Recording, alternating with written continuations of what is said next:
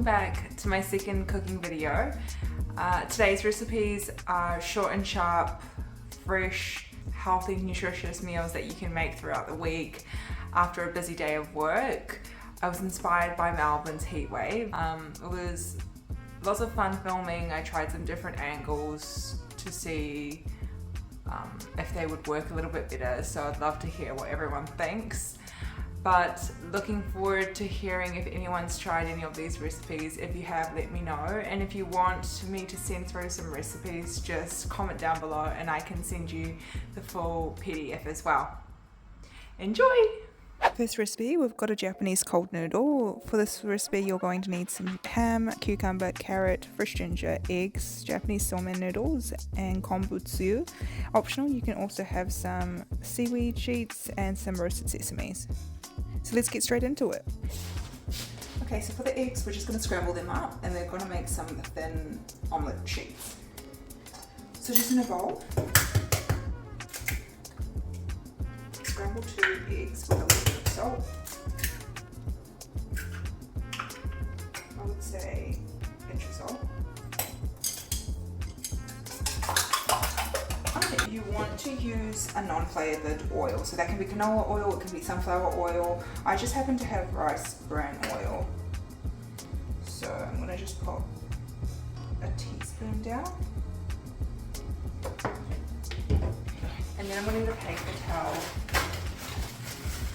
to get rid of any excess oil. So I think I'm going to be able to make 2 sheets of this one. So I'll put half in now. And just flip it over. Quickly cook it on the other side. And it's done. Then you can put some more oil on again. Same paper I used. So starting off with the flat eggs, you just want to slice them up thinly.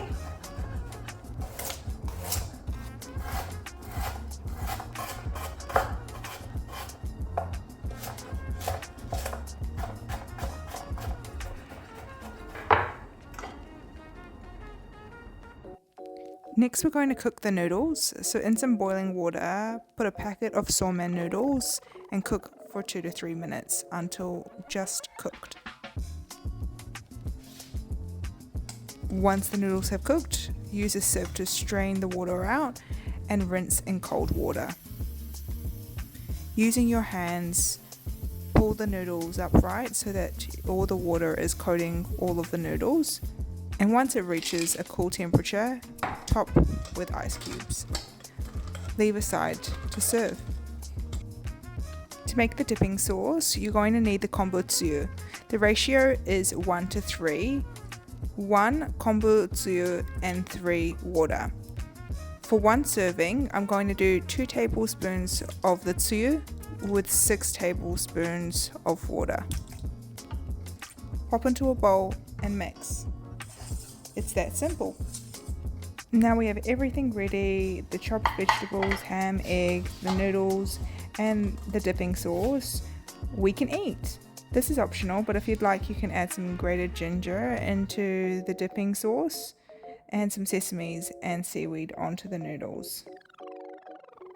Dip the noodles into the sauce and top with whatever toppings you enjoy and eat. This recipe is great for a hot summer day and even as an entree before a main meal. Next up, we have our Singaporean noodles. For this recipe, you're going to need a broccoli stem, carrot, onion, ginger, garlic, vermicelli noodles, some mirin, soy sauce, curry powder, roasted sesame seeds, sesame oil, and a neutral oil. To start, grab your vermicelli noodles and soak them in some hot water. For this recipe, I've gotten 2 portions from the pack, as each portion is equivalent to 1 serving. Cover the noodles in boiling water, making sure the noodles are completely submerged. Leave to the side for 3 to 5 minutes until soft. An additional step I like to do is to cut the noodles so that the strands aren't too long when tossing in the stir fry. I've already pre-chopped the vegetables, but here we have onion, carrot, broccoli, ginger and garlic. In a small bowl, crack 2 eggs, mix together and put to the side until we combined all of these ingredients. I'm going to start cooking the stir-fried noodles. I've decided I'm going to try time cap this and see if I can guess an estimate of how long this is going to take me. My estimation, I want to say 5 minutes, but I think it'll take me 7. But I'm going to try aim for 5. So, let's go.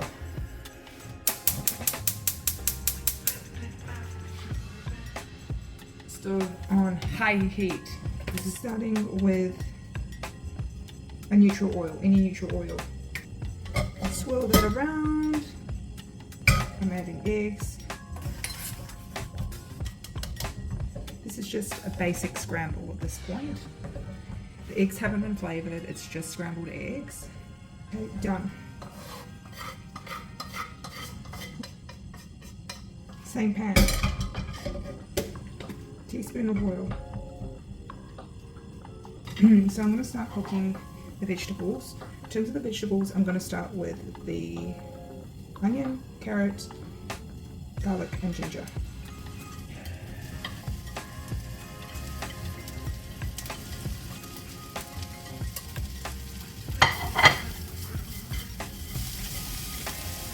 Got a confession, I feel like I didn't use the right element. This one's a smaller one, so I'm actually going to convert this to the biggest one.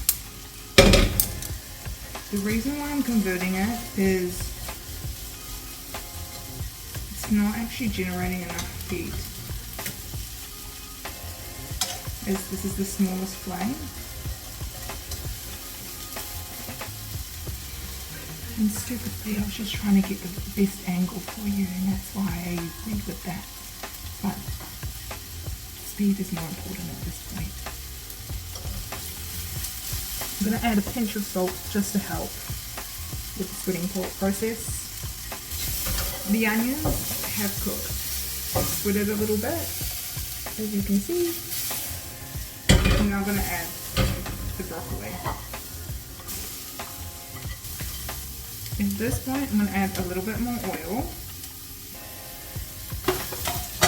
I'm going to add the drained noodles that we soaked in water. I'm going to add the cooked egg and mix. To this, I'm going to add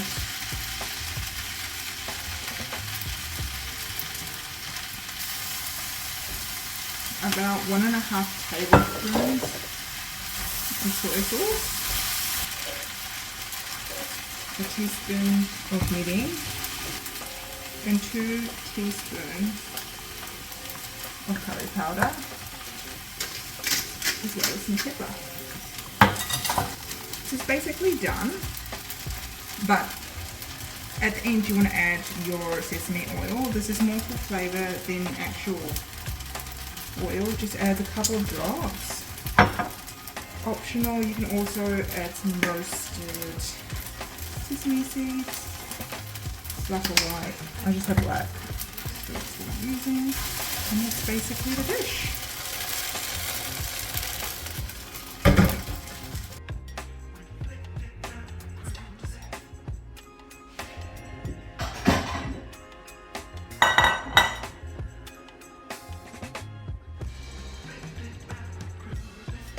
Taste is time.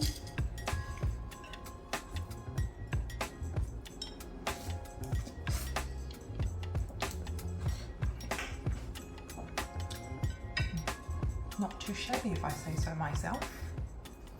Our last recipe for today is a tuna mayo without the mayo. For this, you're gonna need a can of tuna, some cottage cheese, Greek yogurt, olive oil, red onion, cherry tomatoes, and salt and pepper. Optional to add pickles. If you do, add the juice.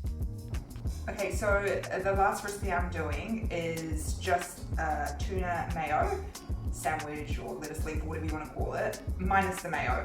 I'm going to try to do this all in one take, so just take me for who I am. So start with a can of tuna. This is a 425 gram of tuna. I've already drained the liquid and I always just get the one in spring water.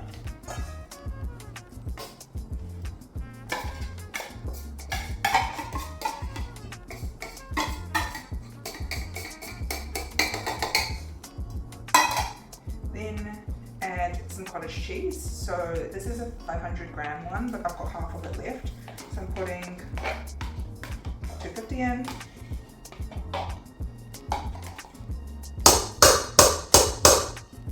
And then add 2 tablespoons of Greek yogurt. Get rid of the rubbish. Take a teaspoon of salt, some black pepper,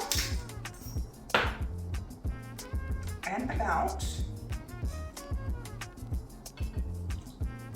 2 teaspoons of pickle juice.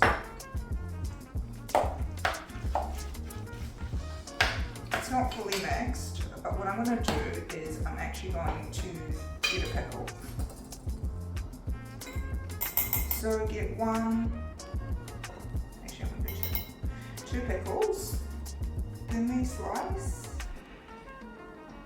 into matchsticks, and then I'm just going to roughly dice them.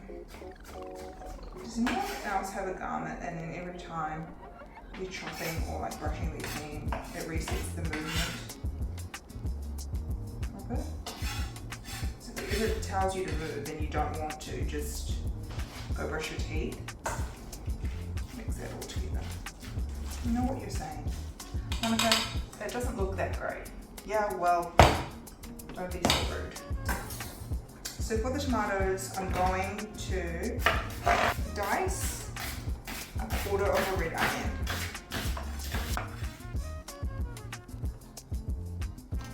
And then get some cherry tomatoes.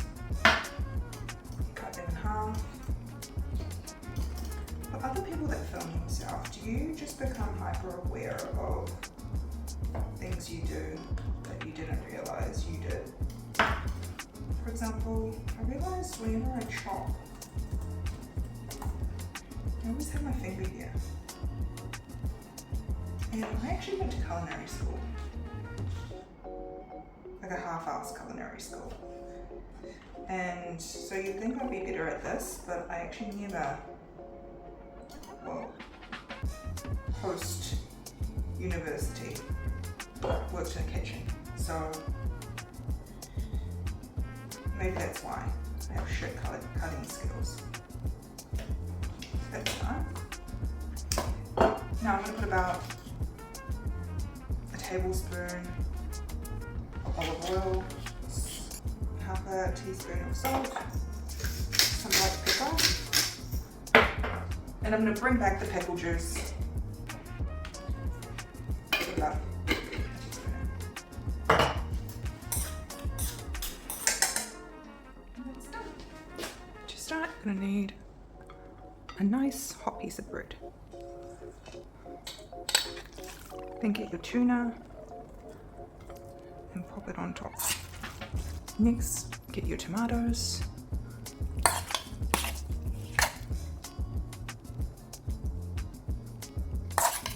And delicately place them, dab it, onto tuna.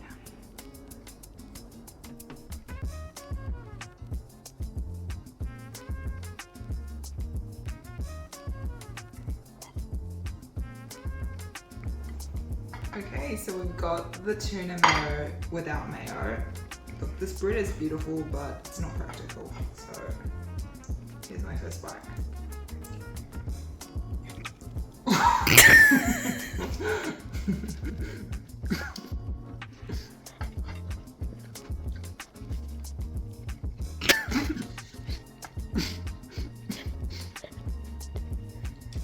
delicious, but would not recommend that large of a bite.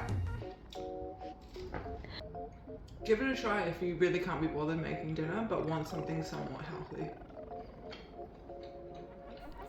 Thanks so much for watching, everyone. I hope you enjoyed these 3 recipes, and if you want more, like and subscribe.